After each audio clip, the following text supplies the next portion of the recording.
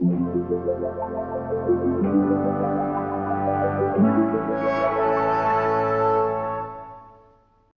episode of Analog Resurgence brought to you by Skillshare. The first 1,000 people to use the link in the description or the code Analog Resurgence will get a 1-month free trial of Skillshare.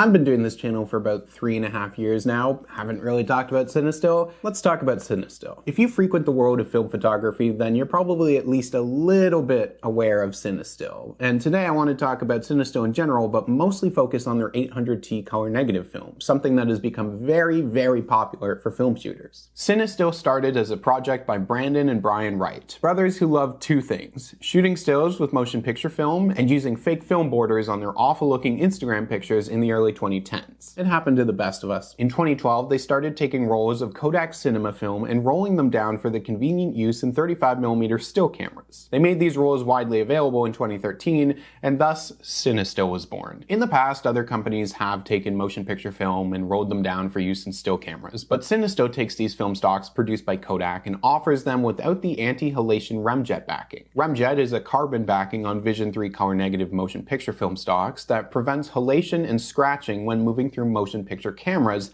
at high speeds. It's largely common knowledge, but I can't not mention it, of course. CineStill doesn't make their own film from scratch, so we shouldn't consider them as a standalone color film manufacturer. This is all Kodak-produced film that CineStill has taken, made some changes to, and also made it more available for people to shoot, which is something that I'm definitely in favor of. In a motion picture film developing machine, that remjet layer is removed from the film by using jets of water during the process, but regular photo lab processing machines lack that ability, which makes it hard for photo labs to handle small rolls of motion picture film that maybe you've just rolled yourself. Certain photo labs do offer hand processing for these rolls, but for the most part, they're not able to take them. CineStill's 800T color negative film is just Kodak Vision 3 500T with that remjet layer removed so that regular photo labs can handle developing rolls of it. CineStill's 50D is Vision 3 50D, and it works the same way. 800T stands out from other color film options in the photo lineup, not just because it's motion picture film, but also because it's tungsten balanced, just in case you thought that the T in the name stood for totally radical. Today, most color film is color balanced for daylight, which has a color temperature around 5,000 Kelvin.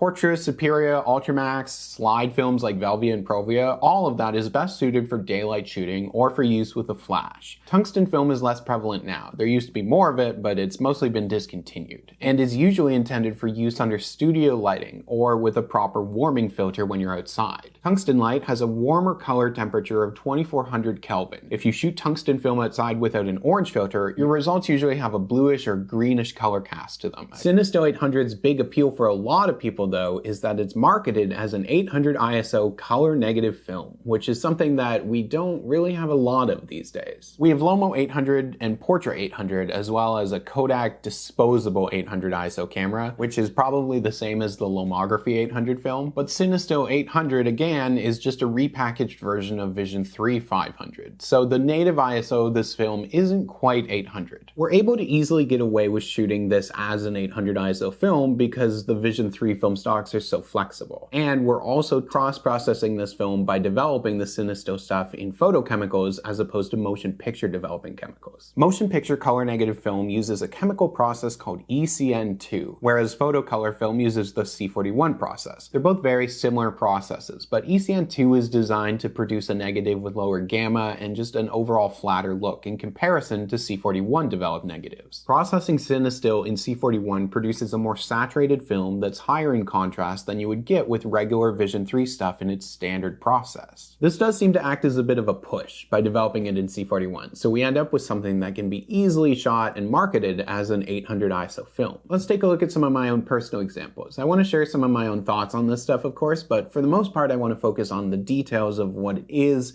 and how it works for those of you who are looking to learn a little bit more about what you're shooting. CineStill 800 is a film that I really just never used to be a big fan of, but is something something I do enjoy every so often now as I've shot it just a bit more. I think that all the popular stuff that we associate this film with is kind of what it's best for. Late night images with neon lights, or of course really just any lighting which will give you that halo glowing look to it, a result of that missing remjet and C41 processing. That glowing halo around the sky or the lights at night is a big characteristic of CineStill film. It's not something you can easily avoid, so that might be enough to turn people off of it. It can definitely be a bit much at times, and on regular color films you just won't have that effect. But listen, I get it. I understand the appeal of the glowing lights at times, and doing longer exposures is a lot of fun, but I can't imagine only shooting CineStill. I mean, largely due to how expensive it is, of course, but also because outside of low light stuff and long exposures and neon lights, I don't think it's a super well-rounded film. Just walking around with this in your camera on a normal day can give somewhat inconsistent results. At times, the color cast isn't too bad, but usually you'll see a bit of a bluish cast to it with a contrast that just really reminds me of consumer stuff. I'm talking here about shooting unfiltered outside, because a lot of people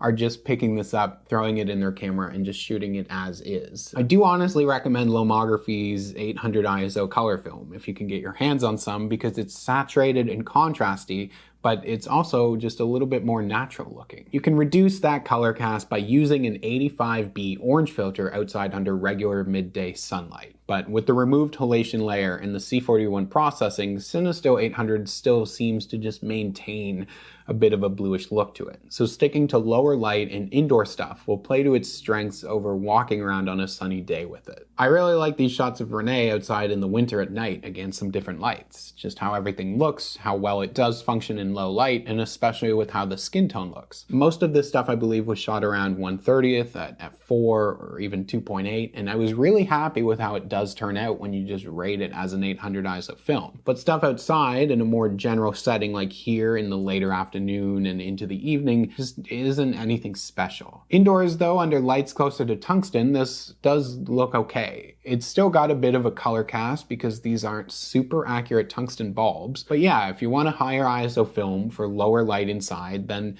this isn't necessarily a bad choice. Something like Portrait 800 has a more rounded out and natural look to it, but won't necessarily perform well inside under certain lighting, and just a lot of color film in general won't. CineStill 800 is also super grainy, which makes sense for high ISO stuff, but it does seem overly grainy. And again, I believe some of that just comes from C41 cross-processing. The film is available in medium format as well, so stepping it up to a bigger frame size does help to even out how grainy it is. These were shot in 6x9 on my Mamiya Universal with an 85 orange filter, and they're fine. Again, just that blue cast, but as the sun goes down, your color temperature is changing as well, so the color is amplified a bit in that regard. Also, these night shots are done handheld on the Mamiya and don't look awful, even though it's heavy, and this is like 1/60th, so I'm pretty happy about that. All this stuff was shot at 800, and generally you get away with shooting it like that. If you are looking to decrease some of that contrast though, then many prefer to rate it as 400 or 500 ISO instead. I did also try developing a roll in an ECN2 kit, and honestly, I probably just prefer it in C41.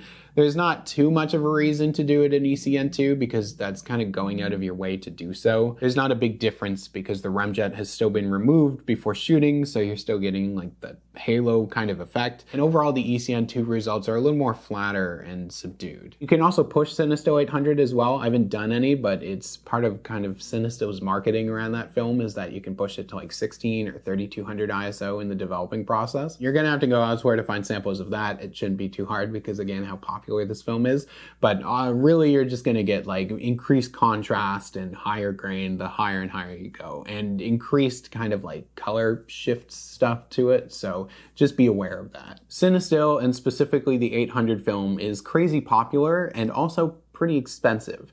Two reasons that are enough to turn people off of it sometimes. The expensive part I definitely get. Within the film community, it is kind of a joke now to associate CineStill 800 primarily with night shots of gas stations, because that's really what seems to live on Reddit communities a lot of the time. But I mean, I kind of like some of that stuff sometimes. I've seen very talented people shoot very cool looking stuff on CineStill 800. Ultimately, trends exist in everything, whether it's fashion or movies or film photography, so it really doesn't matter. If you don't enjoy that stuff style of work with this type of film, then maybe experiment with it yourself to create something that you connect with. When I made my video about Portra 400, I talked about how there are people who are getting into film photography now who associate the look of Portra 400 specifically with the look of film photography in general, and I think the same applies to CineStill 800 as well. CineStill 800 and Portra 400 are probably the two most popular film stocks, and it's very likely what's drawing in a large portion of this new generation that's exploring film. I just hope that people explore different film stocks and shoot the wide variety of black and white films that are out there and grow outside of relying solely on Portra and CineStill in this hobby.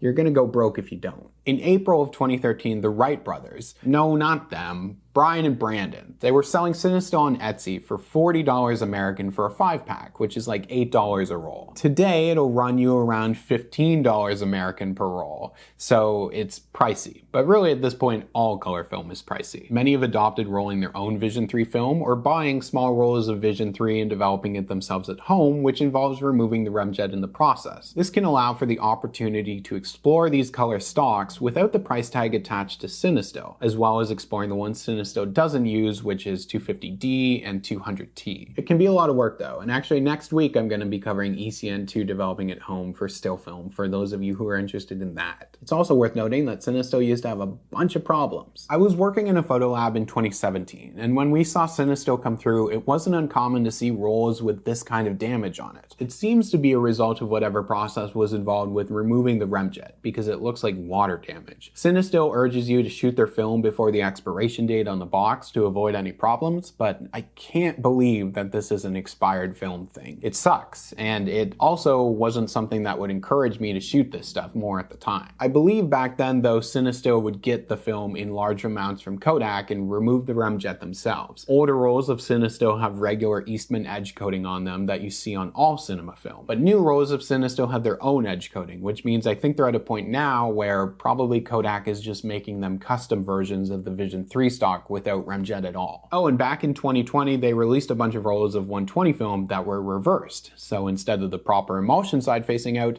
the back of the film was instead. People shot it anyways for what's called red scale effect, which is when you shoot through the opposite side of the film, and then when you know it, CineStill just decided to release red rum film, which is just red scale film. I do think that's kind of funny. CineStill 800T is okay sometimes. CineStill themselves feels like the evolution of a film company in the digital age. They have a very clear aesthetic and produce a lot of hype along with a large social media presence. A lot of people learn about their film by seeing examples on Reddit and Instagram, on TikTok, mostly online for a lot of the time, and it draws people into shooting film. But they've also introduced a lot of people to home developing through offering a variety of black and white, color negative, and color reversal home developing kits and accessories, which is always good. They of course also put out 50D, which is Vision 350D, and BWXX, which is Kodak's XX black and white cinema film, and now soon CineStill 400D, which was just recently announced. They're being a little vague about what 400D is, but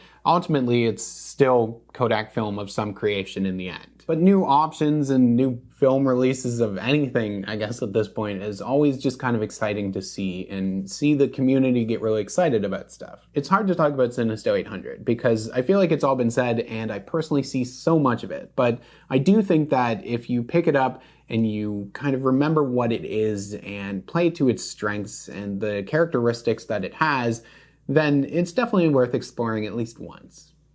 Big thank you to Skillshare for sponsoring the video this week. Skillshare is a massive online learning community that will allow you to explore and discover a huge variety of different topics. Everything from animation to creative writing to gardening to graphic design and web developing. If there's always been something that you have an interest in but haven't had the ability to kind of explore further, then there's a really good chance that Skillshare has got you covered in that department. Maybe you want to make the very bold, strange decision to start making your own YouTube videos, in which case check out things like video editing with Premiere Pro for Beginners by Jordi Vandeput. Maybe you want to get better at photo editing, in which case you can check out programs on Adobe Lightroom like this one by Sean Dalton. The first 1,000 people to use the link in the description of this video or my code AnalogResurgence will get a 1-month free trial of Skillshare.